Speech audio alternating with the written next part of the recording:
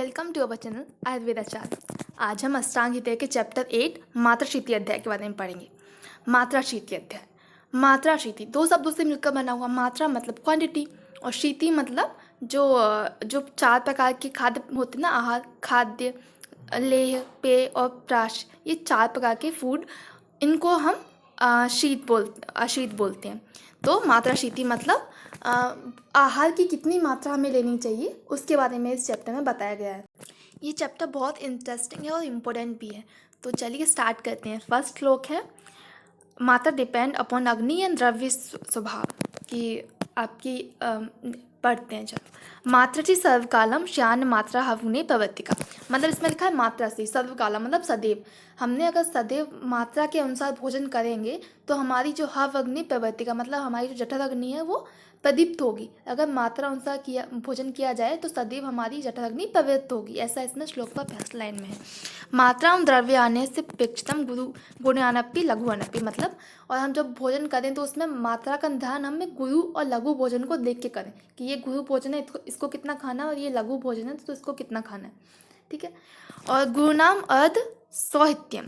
गुरुनाम अर्ध सौहित्यम मतलब अगर हम गुरु भोजन कर रहे हैं तो गुरु गुण वाला भोजन जो हैवी फूड है, हैवी फूड अगर हम खा रहे हैं तो हमें अपनी आधी मात्रा में खाना है। मतलब हमारी जो भोजन की जो मात्रा है ना उससे हमें आधी मात्रा में भोजन करना है गुरु अगर द्रव्य हम ले रहे हैं भोज्य पदार्थ। और अगर हम लघु भोज पदार्थ खा रहे हैं तो उसे भी हमें अपनी पूरी मात्रा में नहीं खाना है, अपनी मात्रा से ज़्यादा नहीं खाना, उसे भी अपनी मात्रा या मात्रा से थोड़ा कम खाना है। क्यों? मात्रा प्रमाणम निर्दिष्टम सुखम यावत दुर्जयते मतलब हमारी अब इसमें मात्रा क्या होती है।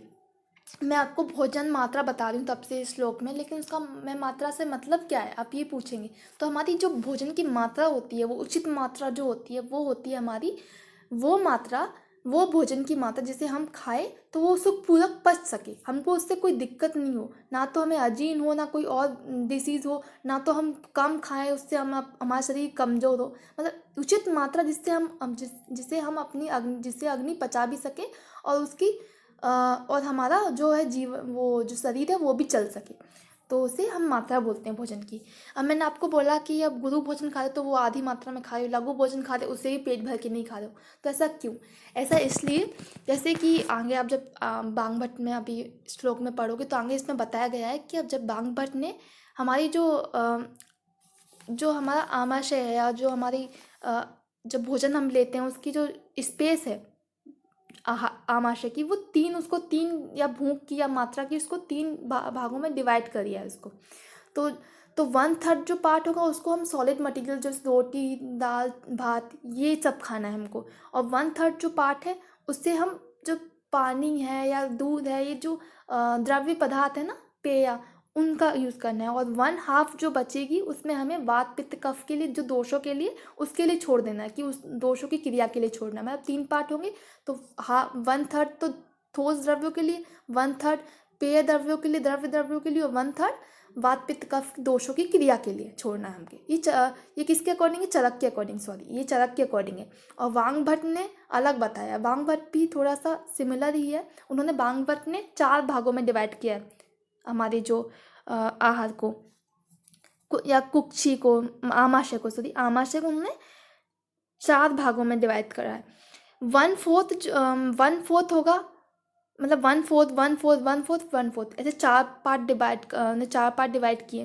तो उसमें जो 1/4 और 1/4 दो हिस्से हैं ना, वो 2 हिस्सों में हमें ठोस द्रव्य जैसे रोटी, दाल, भात ये खाना है।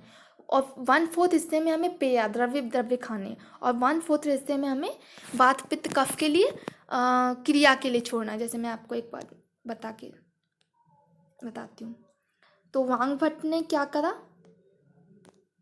वांग भट्ट ने क्या किया? 4 हिस्से करे, 1/4 1/4 1/4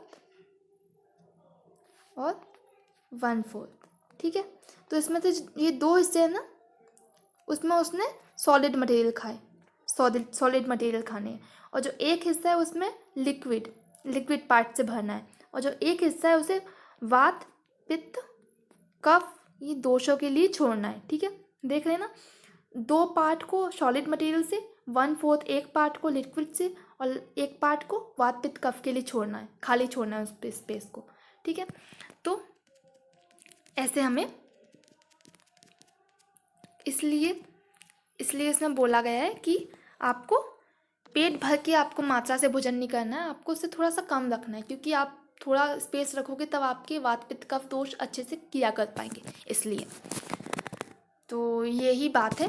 और अगर हम मात्रा के अनुसार भोजन करेंगे तो हमें कहीं भी कोई भी दिक्कत नहीं होगी हमारे स्वास्थ्य को, हमारे आहार को, क्योंकि अगर आपका पेट स्वस्थ रहेगा तो आपका शरीर अच्छे से स्वस्थ रहेगा, आपका शरीर क्रिया कर पाएगा। तो सारी जो बीमारियां होती हैं, जो हाफ बीमारियां मैं बोलूँ, फुल बीमारियां 90% जो भी डिसीज़ होती हैं वो सिर्फ स्टार्ट होती है आपके पेट से, कि आपने अच्छे से भोजन नहीं किया, या आपका पेट साफ नहीं हो रहा, या आपने कम खाना खाया, आपने अच्छे से खाना नहीं खाया, आपको जो चीज़ें चाहिए, जिस चीज़ों की विटामिन प्रोटीन और ये सब भी, वो चीज़ आपको नहीं मिल पा रही, तो इसीलिए आप डिसीज़ होती हैं। तो ये चैप्टर इसीलिए बहुत इम्पोर्टेंट है कि आपको समझ आए। जैसे कि मैंने बताया गया है कि मात्रा, हमारी जो मात्रा होती है वो क्या होती है, अगर उस अमात्रा में या सही मात्रा में आपने भोजन नहीं किया तो क्या क्या दिक्कतें आ सकती हैं।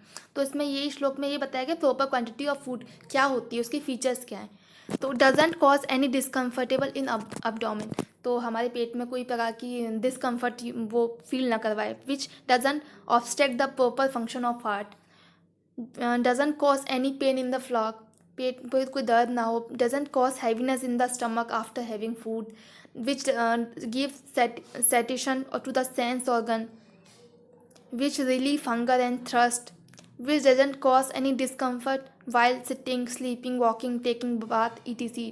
Food indigestion in the morning being get digested by evening. अगर हमने सुबह भोजन खाया तो शाम तक वो पच जाना चाहिए, और शाम को अगर खाया तो सुबह तक पच जाए इतना भोजन। Which increase are strength and colour complexion etc. हमारा बल और वर्ण को निखारे। In the feature that appropriate quantity of the food, ये जो फीचर्स हैं वो उचित मात्रा में लेके भोजन के हैं। तो मैंने बताया ना, उचित मात्रा वो होती है जो आपको कोई भी डिस्कम्फर्टेबल या जो कोई प्रॉब्लम या कोई डिसीज़ कॉज ना करे। तो ये सब जो चीज़ें हैं, अगर आप मात्रा में भोजन लेंगे तो आपको इनमें से कोई दिक्कत नहीं होगी, ना तो पेट में दर्द होगा, ना तो पेट आपका फूलेगा, ना आपको कोई डिस्कम्फर्ट होगा चलने में, बैठने में, उठने में, ना तो आपको हार्ट पे कोई प्रेशर पड़ेगा, ना तो आपको आपकी भूख प्यास मिट जाए इतना भोजन आप ले लें। ऐसा नहीं कि आपको भूख लग रही है, आपने खाना खा लिया उसके बाद भी आपको भूख लगी, तो वो आप कम मात्रा में खा रहे हो, आपने सही मात्रा में नहीं खाया, कम खाया है ना।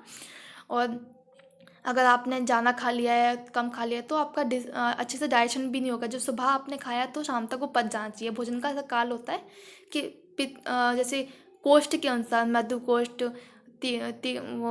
मध्यम कोष्ठ, कुरु कोष्ठ, ऐसे कोष्ठ के अनुसार बात बताया गया है कि किसी का 8 घंटे में, किसी का 6 घंटे में, किसी का 4 घंटे में भोजन पच जाता है, पाचन हो जाता है। और किसी के प्रकृति के हिसाब से, पित्त प्रकृति वाला है तो उसका भी जनरली भोजन जल्दी पाचन हो जाता है। तो मेनली 8 घंटे या 10 घंटे में तो पच जाना चाहिए। आपने सुबह अगर 10 बजे खाया है तो शाम को आपको पच जाना चाहिए 6-7 बजे के टाइम पे, है ना। या आपने शाम को 8 बजे खाया तो सुबह 6-7 बजे के टाइम में आपको पच जाना चाहिए। तो ये इतना टाइम लिमिट में अगर भोजन नहीं पच रहा है तो वो प्रॉब्लम क्रिएट है ना। तो इसलिए वो आपने उचित मात्रा में भोजन नहीं खाया, इसलिए ऐसा हो रहा है, या आपके डाइजेशन में कोई प्रॉब्लम है। अमात्रा मतलब एक मात्रा होती है, उसमें आगे आ लगा दीजिए तो वो होती है अमात्रा। इसमें जो आ लगा हुआ है मतलब आ मात्रा मतलब जो सही मात्रा में वो आपने क्वांटिटी नहीं ली। तो इनकरेक्ट क्वांटिटी क्या होती है? भोजन की इनकरेक्ट क्वांटिटी दो टाइप से हो सकती है, या तो आपने कम खाया या आपने ज़्यादा खा लिया, यही तो हो सकती है ना। तो जो कम खाया उसको हीन मात्रा बोलेंगे, जो अधिक खाया उसे अति मात्रा बोलेंगे, सिंपल। तो अब हीन मात्रा क्या क्या है, जैसे बताया, इट्स अ 2 टाइप फैट्स। हीन मात्रा इन एडिक्वेट क्वांटिटी, अधिक मात्रा या अति मात्रा, एक्सेसिव क्वांटिटी। तो फीचर एंड भोजन हीन मात्रा तू ना बलो उपचय ओजसे सर्वेशा वात रोगानाम हेतुता चाप कहते। मतलब आपने अगर कम मात्रा में भोजन किया तो बल को कम करेगा, ठीक है। आपका बल, आप कमज़ोर हो जाओगे ना। आपने कम खाना खा रहे हो आप कुछ दिन से, तो आप कमज़ोर फील नहीं करोगे क्या? थके थके फील नहीं करोगे क्या?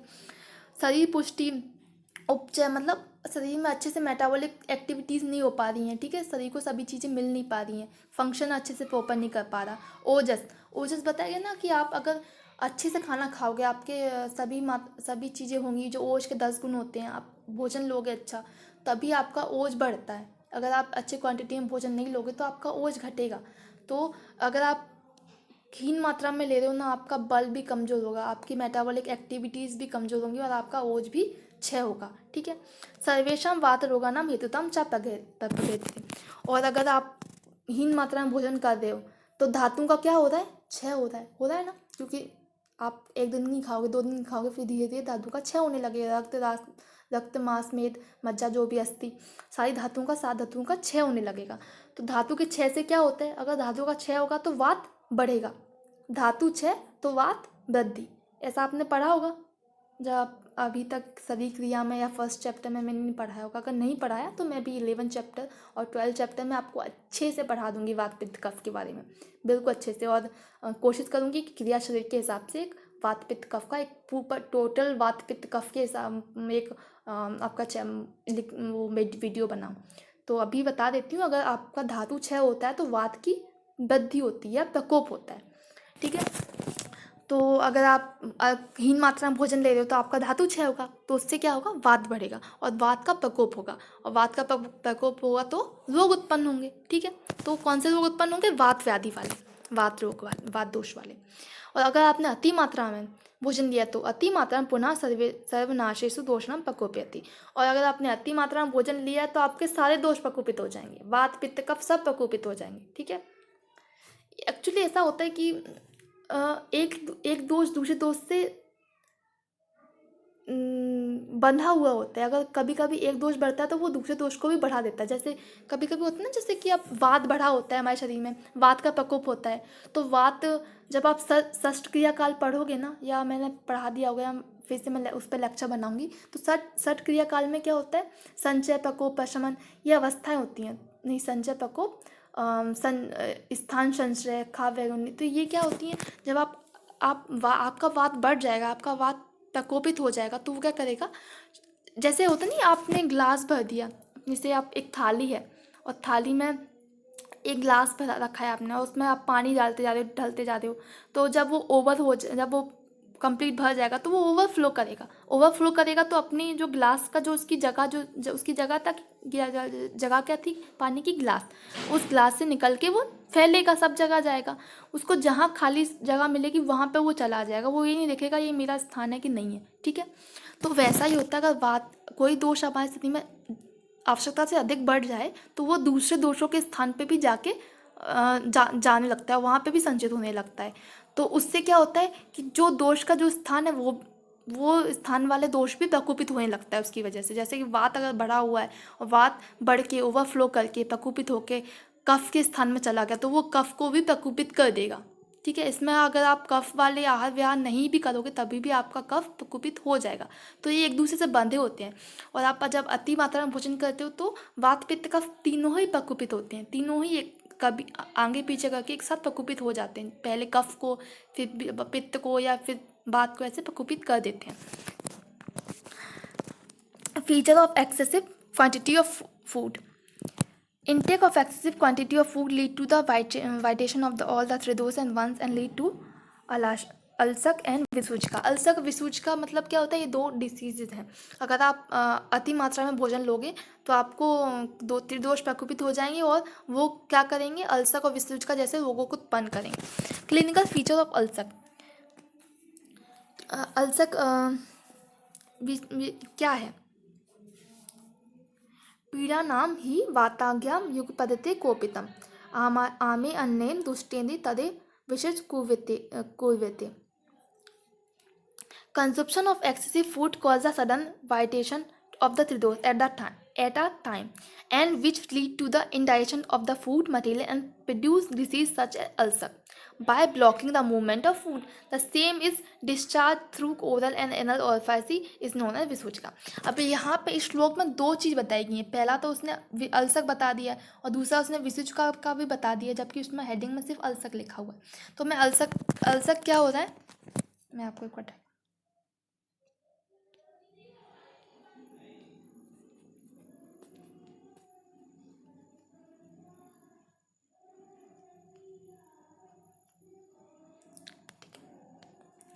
अब देखिए, अल्सक है, मतलब अल्सक क्या है, अगर आपने अधिक क्वांटिटी में भोजन खाया तो वो क्या होगा, वो आपके पेट में ही रह जाएगा, ना तो वो ऊपर, ना तो उसका पाचन होगा। मतलब एक अति मात्रा में आपने भोजन कर लिया तो कभी कभी उसका इंडाइजेशन होगा, वो पाचन नहीं होगा। उसको हम आम बोलते हैं। जो आहार पाचित नहीं होता, जो पचता नहीं है, अच्छी तरीके से नहीं पचता, अजीर्ण रहता है, उसको हम आम बोलते हैं। आम मतलब कच्चा होता है ना। आम मतलब, आम का मतलब यहाँ पे फल से नहीं है, आम का मतलब ये कच्चा, कि कच्चा कोई चीज़ रहती है तो उसको आम यहाँ पे बोला है।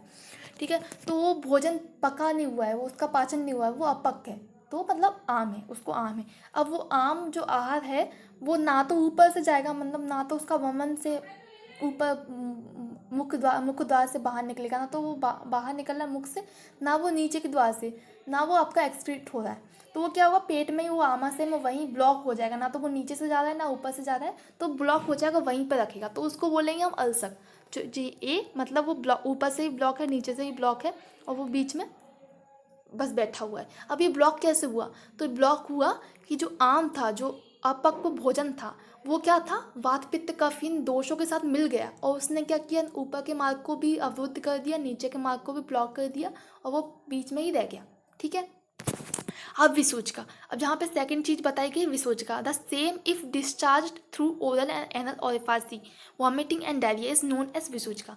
अब विसूचिका में उल्टा हो रहा है, उसमें क्या है, अल्सक में तो ब्लॉक हुए थे दोनों दोनों जो भी मार्ग थे, विसूचिका में क्या है, दोनों मार्ग से भोज पदार्थ जा रहे हैं, मतलब उल्टियाँ भी हो रही हैं, और क्या कहते हैं, डायरिया भी हो गया, वॉमिटिंग भी हो रही है, डायरिया भी हो रहा है, ऊपर से भी भोजन निकल रहा है और नीचे से भी निकल रहा है। तो ये होते हैं विसूचिका। ये भी क्या है, दोषों के प्रकोप के, जब आम दोष के साथ मिल गया तो ये दो कंडीशन कर सकता है, तो आपके एक स्थान पर बैठा रह सकता है।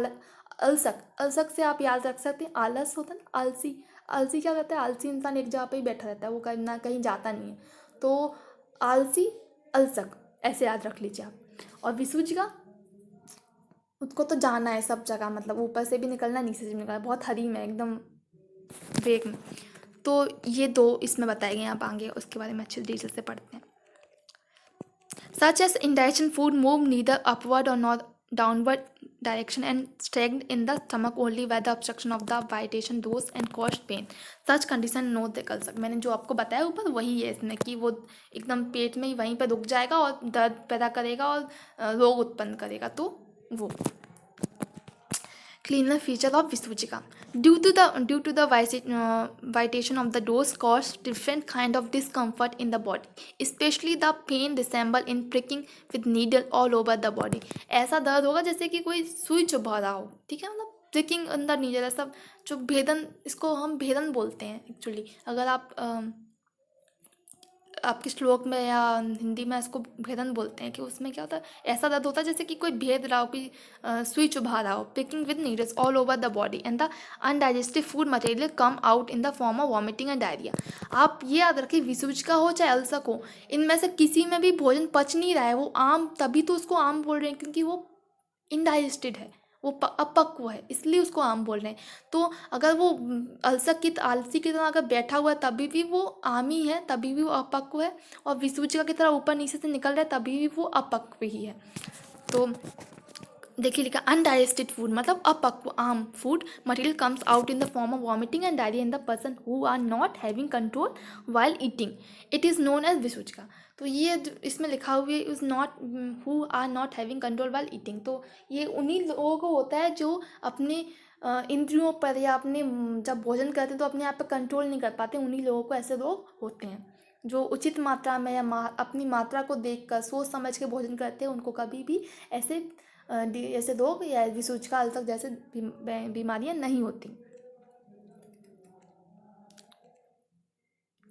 फीचर ऑफ विसूचिका मैनिफेस्ट बाय त्रिदोष in the above condition due to the vitiation. अब विसूचिका में त्रिदोष जो है अपना रोल कैसे प्ले कर रहे हैं, उनके बारे में बताया कि विसूचिका में वात क्या करता है, पित्त क्या करता है और कफ क्या करता है। तो वात क्या करता है, कॉलिक पेन, मतलब इसमें लिखा है तत्र शूल भ्रम अनाह कंप स्तंभ उद्यो अनिलात। अनिल मतलब वात, तो क्या करेगा, सूल, सूल मतलब पेन कॉज करेगा, पेन जहाँ पे भी पेट वो भोजन रुका हुआ वहाँ पे आमाशय में, पक्वाशय में, मतलब इंटेस्टाइनल में और वही एब्डोमिनल रीजन में पेन करेगा वो।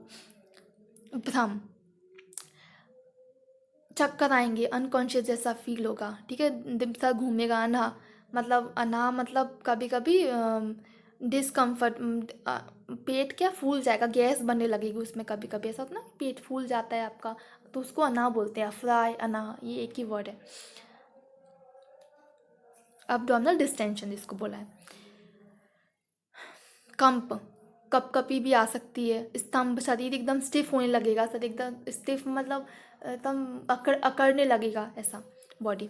पित्त क्या काम करेगा विसूचिका में, फीवर, ज्वर हो सकता है, डायरिया, डायरिया जो करवाई रहा है, बर्निंग सेंसेशन, पेट में दाग होगी, जलन मचेगी शरीर में, inside the body, thrust, fainting, प्यास लगेगी बार, जब पानी पी लिया उसके बाद भी बहुत प्यास लग रही है, हर 5 मिनट में, हर 10 मिनट में प्यास लग रही है, और चक्कर आएंगे, गिरने की स्थिति आएंगी, अनकॉन्शियसनेस। कफ, मैंने आपको श्लोक समझा नहीं पाया, यहाँ लिखा है पित्त, ज्वर, अतिसार, अंतर्दाह, त्र्द मतलब प्यास, प्रलाप, कुछ वही सदी मतलब कुछ भी बोल रहे हैं, अनाप शनाप, अपने आप पे कंट्रोल नहीं है वो।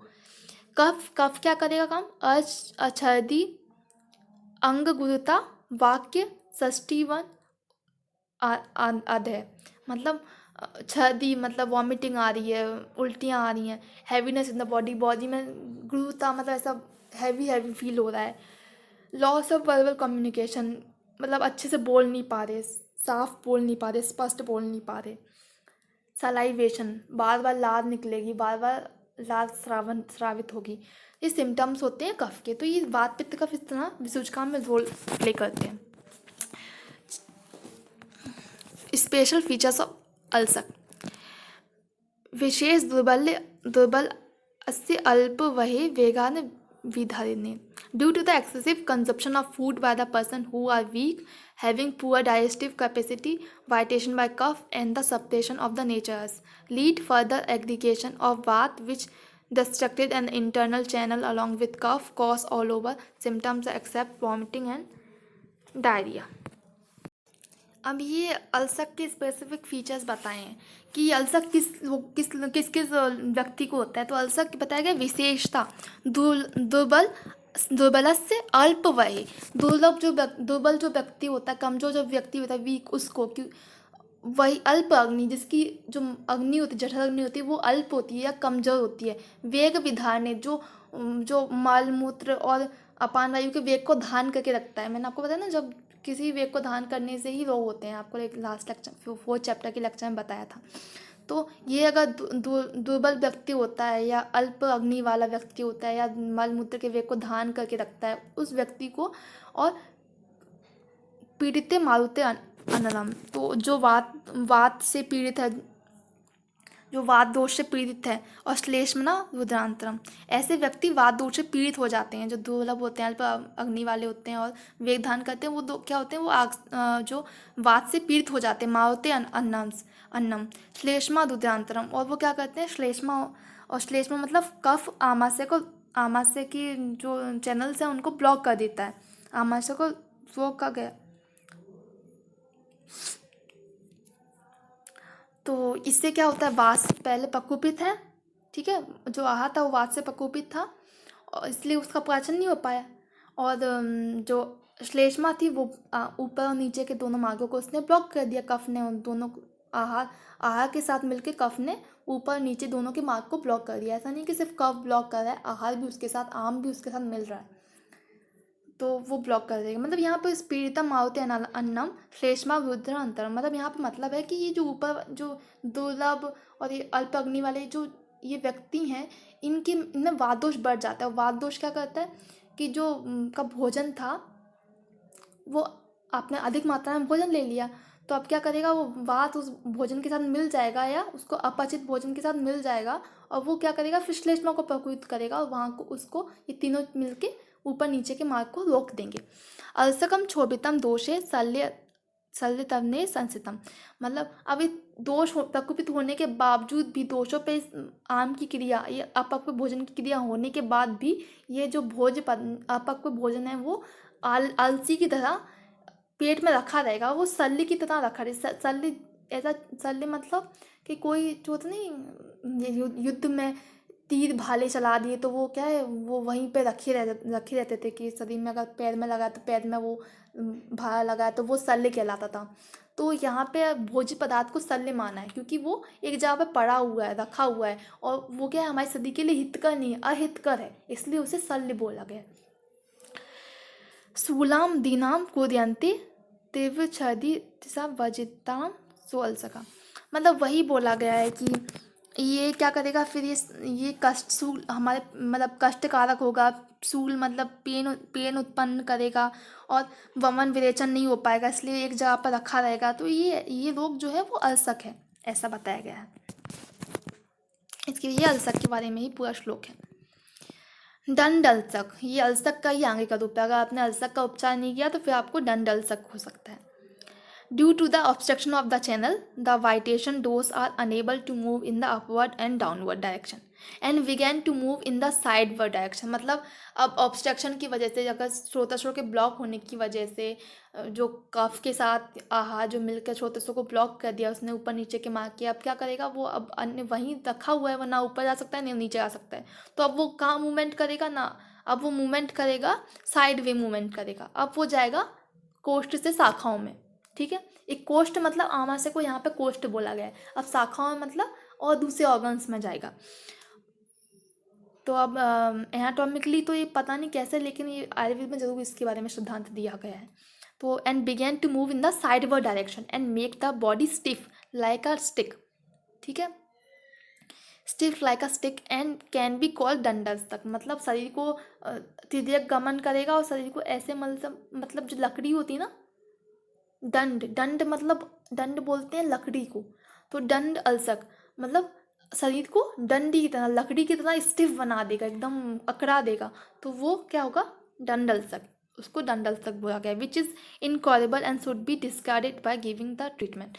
मतलब वो असाध्य होता है, उसको हम ट्रीटमेंट नहीं कर सकते उसका। और आयुर्वेद में बताया गया है कि अगर दंड अल्सक वाला अगर लक्षण किसी व्यक्ति में दिख रहे हैं या वो दंड अल्सक से पीड़ित है तो उसका ट्रीटमेंट भी हमें नहीं करना है।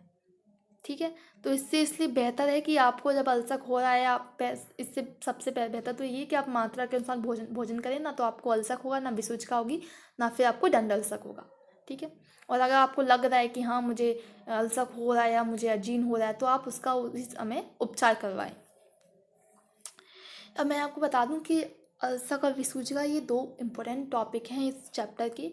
आमाजीन जो आगे आएगा तो उसमें से क्वेश्चंस आते हैं, डायरेक्ट अल्सर का विसूचिका पूछ लेगा वो 5 मार्क्स में या 2 मार्क्स में। तो आपको ये टॉपिक्स पर अच्छे से याद रखना है। श्लोक जरूरी नहीं कि आप श्लोक याद करें, आप हिंदी में भी याद कर सकते हैं, लेकिन अच्छे से याद हो और कॉन्सेप्ट आपको अच्छे से समझ आना चाहिए। अगर आपको इस कॉन्सेप्ट अभी भी समझ नहीं आया है तो आप मुझे फिर से कमेंट बॉक्स में बता देना कि मैम समझ नहीं आया है, मैं फिर से आपको समझा दूँगी, क्लियर करने की कोशिश करूँ। आम विष, आम विष के बारे में पढ़ेंगे। विरुद्धशन, अध्यशन, अजीन, सीलोनो, विष लक्षण। मतलब विरुद्धशन, अध्यशन, ये अलग अलग वर्ड है। अब विरुद्धशन का मतलब होता है कि असमय भोजन करना। आपका कोई टाइमिंग फिक्स नहीं है, आपने कभी भी भोजन कर लिया, या आपने जो टाइम पे करना चाहिए था वो टाइम पे ना करके आपने कभी कर लिया। आपको दोपहर आप 10 बजे रोज, अब 1 बजे रोज खाना खाते हो, लेकिन आपने 1 बजे नहीं खा के आप 4 बजे खा रहे हो या 11 बजे खा रहे हो वो खाना, या फिर आपने लगातार ऐसा ही कर रहे हो, कभी भी खा रहे हो कभी भी नहीं खा रहे हो। तो ये क्या हो रहा है कि इसे अध्यशन बोलते हैं, और मतलब विरुद्धशन बोलते हैं। और अध्यशन क्या होता है कि आपने पहले का जो खाना खाया था, आपने भोजन किया था वो पचा नहीं है और फिर आपने दोबारा दूसरा भोजन कर लिया। मतलब पहले के भोजन के पचने से पहले ही आपने फिर से भोजन कर लिया, तो क्या होगा, उससे अध्यशन कहते हैं। अजीर्ण, आपका भोजन पचा नहीं हुआ है, वो स्थिति। तो ये 3 स्थिति से क्या होता है कि due to the indigestion of a wholesome food, excessive food, and also the food taken before the previous meal get digested, आम कन्वर्ट into आम विष।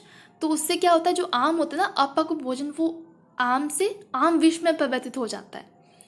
क्यों? क्योंकि इसमें जो है विष के सारे लक्षण होते हैं। विष के जो 10 लक्षण बताए गए हैं, आप जब आगे 3rd ईयर में पढ़ोगे तब अगर तंत्र करके एक सब्जेक्ट आएगा टॉक्सियोलॉजी, तो उसमें आप पढ़ोगे कि विष के क्या क्या लक्षण होते हैं और विष की चिकित्सा पढ़ोगे आप। बहुत इंटरेस्टिंग टॉपिक है, अच्छा चैप्टर सब्जेक्ट है, तो आप तब पढ़ोगे। लेकिन अभी यहाँ पहले कि विष के जो भी ये लक्षण होते हैं ना वो इस आम में आ जाएंगे, इसलिए इसको आम विष बोला है।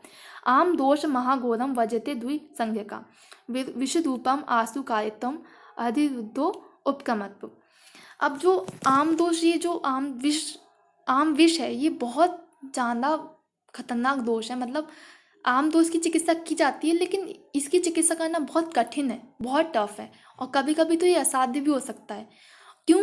क्योंकि आम विष इसमें दो शब्द से मिला हुआ है। आम की जो चिकित्सा होती है ना, हम जब आम की चिकित्सा करते हैं अपक्व भोजन की, इंडाइजेशन की, तो हम उष्ण चिकित्सा करते हैं, ठीक है। और विष की जब चिकित्सा करते हैं तो हम शीत चिकित्सा करते हैं, शीत भोजन या शीत औषधियाँ देते हैं।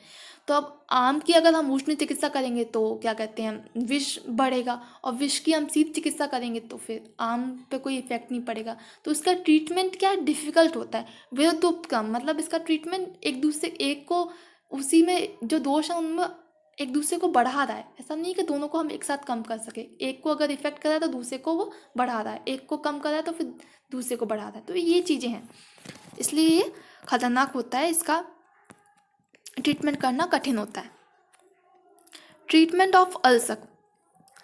अब अल्सर की ट्रीटमेंट क्या है? वमन विद उग्र वचा एंड सैंधव लवण फल, मदन फल एंड वार्म वाटर। तो हमें सबसे पहले तो वमन करवाना है। अगर हमें अल्सर हुआ, अल्सर मैंने बताया था ना कि आलसी के साथ पेट में आम रखा रह गया, वहीं पे आमाशय में पड़ा है, ना ऊपर जा रहा है ना नीचे जा रहा है, ठीक है, तो हमें उसकी चिकित्सा करनी है। अगर हमने उसकी चिकित्सा नहीं की तो क्या हो जाएगा, दंड अल्सर, और जो कि बहुत खतरनाक है, जिसकी चिकित्सा कठिन है या इम्पॉसिबल है। उसको क्या बोला गया है, उसको निषेध करा गया है कि उसकी चिकित्सा हमें छोड़ देनी है, उसकी ऐसे होगी कि हमें चिकित्सा नहीं करनी। तो उसके अल्सर के ट्रीटमेंट क्या, इससे अच्छा है कि हम अल्सर का ट्रीटमेंट करें। तो अल्सर का ट्रीटमेंट हमें कैसे करना है, तो वमन विद, सबसे पहले हम वमन करवाना है, जो आम है उसको निकलवाना है। तो उसके लिए क्या करना है, वचा, ये एकोरोरस कैलमस, ये एक औषधि द्रव्य है ये। फिर सैनम लवण, जो रॉक सॉल्ट होता है, पिंक सॉल्ट जैसे होता है ना, उसको हमें सैनम लवण बोलते हैं। लवण मतलब नमक, जो सैनम नमक होता है ना उसे। और फल यहाँ बोला गया मदन फल को, जो मदन फल होता है ना उसको। इन तीन चीज़ों को गर्म पानी के साथ मिला के उसको पिलाना है, जो जिस व्यक्ति को अल्सर है। उससे क्या होगा, वमन होगा, ठीक है, और जो अपक्व दोष है वो निकलेगा। फिर उसके बाद हमें शोधन करवाना है पेट या कुक्षी पे, कुक्षी प्रदेश में हमें शोधन करना है। और फल वर्ती for the downward movement of मल एंड वात। अब हम जो वमन देंगे, जो ये जो बच्चा है हम लवण और मदन फल दे रहे हैं उससे, तो उसको वमन तो हो जाएगा, उसको छदी तो हो जाएगी, ऊपर से तो निकल जाएगा। अब नीचे से निकलवाने के लिए हम क्या देंगे, फल वर्ती देंगे। फल वर्ती क्या होती है, एक इनेमल कुछ सब्सटेंस होता है, उसको हम नीचे मार्ग से देते हैं, तो रेक्टली देते हैं उसको। तो उससे क्या होता है कि विरेचन करवाता है वो, हाँ। तो फिर क्या हुआ, rigid part should be formed and then wrap it the piece of cloth. तो और जहाँ पे हमारे जिस जिस अंगों में हमें थोड़ा स्टिफनेस फील हो रही है, उस अंग पे हमें शोधन करना है, फिर से शोधन करना है, और शोधन करने के बाद उसे कपड़े से बांध देना है, ठीक है। तो ये हमें कार्य करनी है जब हम अल्सर की चिकित्सा करें या आम दोष की चिकित्सा करें। Treatment of विसूजका। विसूजका की चिकित्सा करने के लिए हमें क्या क्या करना है, विसूजका अति बध्यानाम पार्श्वदाह प्रशस्ते। विसूजका की चिकित्सा के लिए बताया गया पार्श्वदाह। पार्श्वदाह मतलब पैरों पर, पैरों की एड़ियों में दाह कर्म करना है। In the advanced stage of Visuchika, the best line of treatment is conducting Agni Karma over heel region and advise the patient to go for fasting and one day। मतलब लंघन, यहाँ पे बताया गया विसूचका अतिवध्यानाम पार्श्वदाह पश्यति तदस्य उपवास से विरुक्त उपचारित। मतलब उसको उपवास या लंघन जो है फास्टिंग करवानी है, और उसकी एड़ियों पे दाह कर्म करना है। दाह कर्म मतलब अग्नि कर्म, ये कर्म होता है जब आप आगे पढ़ोगे इसी अष्टांग हृदय के 13 चैप्टर में शायद है, तो मैं वहाँ आपको पढ़ाऊँगी। Follow the post operative regimen संसंजन कर्म सिमिलर टू रेशन कर्म। पोस्ट ऑपरेटिव रेजिमेंट संसंजन कर्म क्या होता है, अब मैं आपको बता दूं। जैसे अगर अपन हवन विरेचन करवाते हैं, उसके बाद क्या होती है, हमारी जो अग्नि है या जो ये विसूचिका और अल्सर, उसके बाद क्या होता है, जो हमारी जठर अग्नि है वो बहुत क्षीण हो जाती है, कमज़ोर हो जाती है। और आप अगर आपने देखा होगा आप जो अपनी किसी की जैसे कहीं आग जल रही है और बहुत कमज़ोर हो गई, वो आग बुझने वाली है, थोड़ी थोड़ी जल रही है एकदम लौ की तरह, तो आप सीधा क्या उस पे क्या कहते हैं, जाके लकड़ी की या बड़े बड़े टुकड़े तो नहीं रखोगे ना, लकड़ी के नहीं रखोगे ना उस पे। सबसे पहले क्या करो, आप छोटी सी कहीं से घास मिलेगी आपको सूखी, वो घास रखोगे। कोई पेपर मिल जाएगा आपको तो पेपर आप उस पहले रखोगे, थोड़ी सी आग जैसे बढ़ जाएगी, फिर छोटी छोटी टहनियाँ उस पर रखोगे तोड़ के, फिर उसके बाद उस पर लकड़ी के टुकड़े रखोगे। तो ऐसे करोगे ना आप, ऐसा तो नहीं डायरेक्ट आप लकड़ी के बड़े बड़े टुकड़े उस पर रख दोगे, तो वो क्या जो आग है वो भी बुझ जाएगी। इसलिए संसंजन कर्म भी सेम वही काम करता है।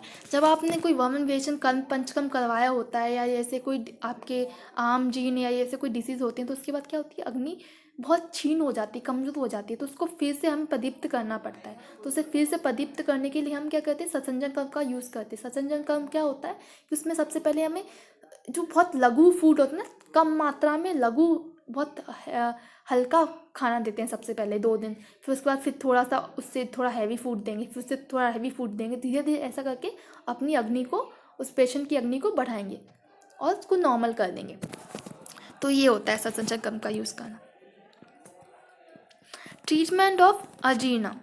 अब अजीर्ण क्या होता है, इंडाइजेशन को अजीर्ण बोला गया, तो उसका उसका ट्रीटमेंट कैसे करना है। तो इन द केस ऑफ अजीर्ण, through the patient is suffering with several pain, he should not be advise to drug useful to relieve pen.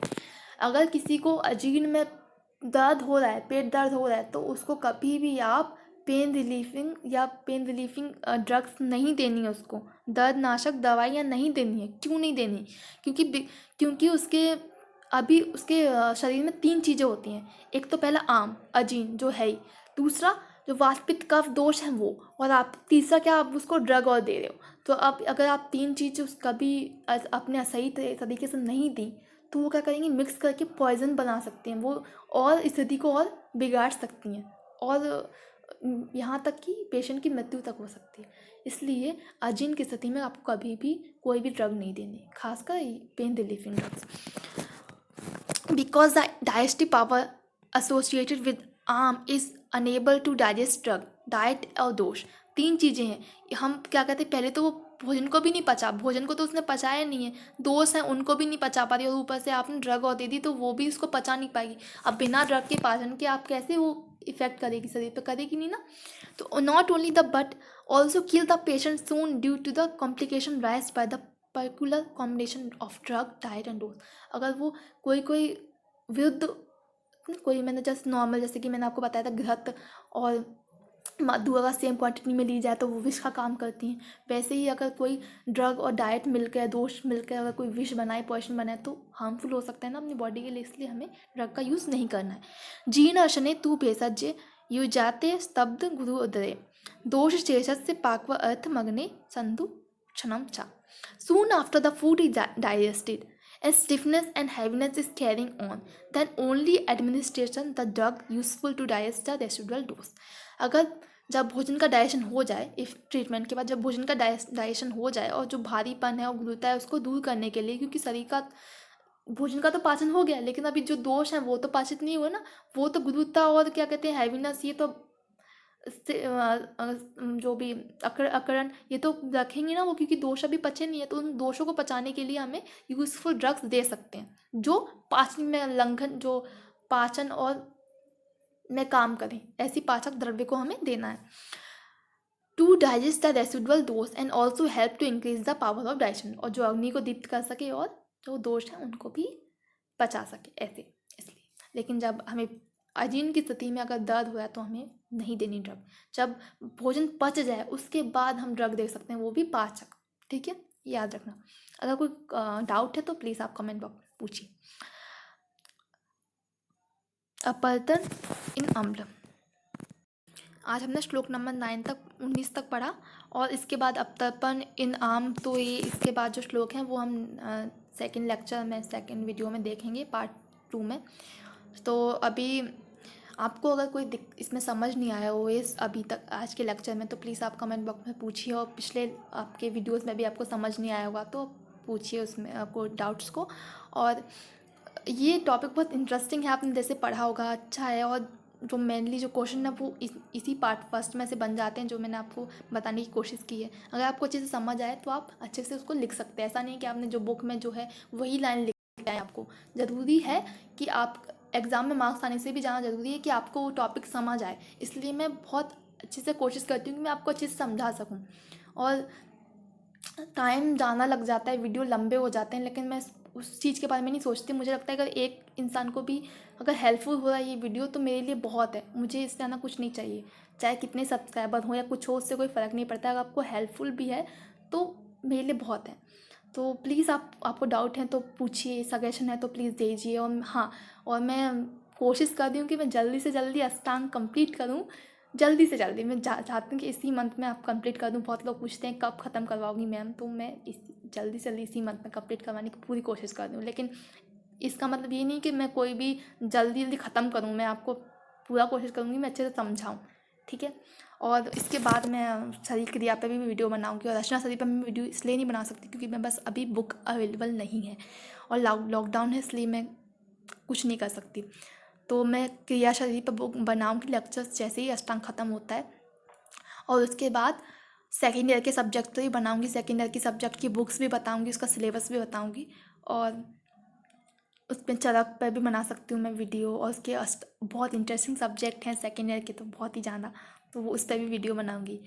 तो अभी आप देखिए, पढ़िए, और आपको कोई दिक्कत होती है तो आप बताइए।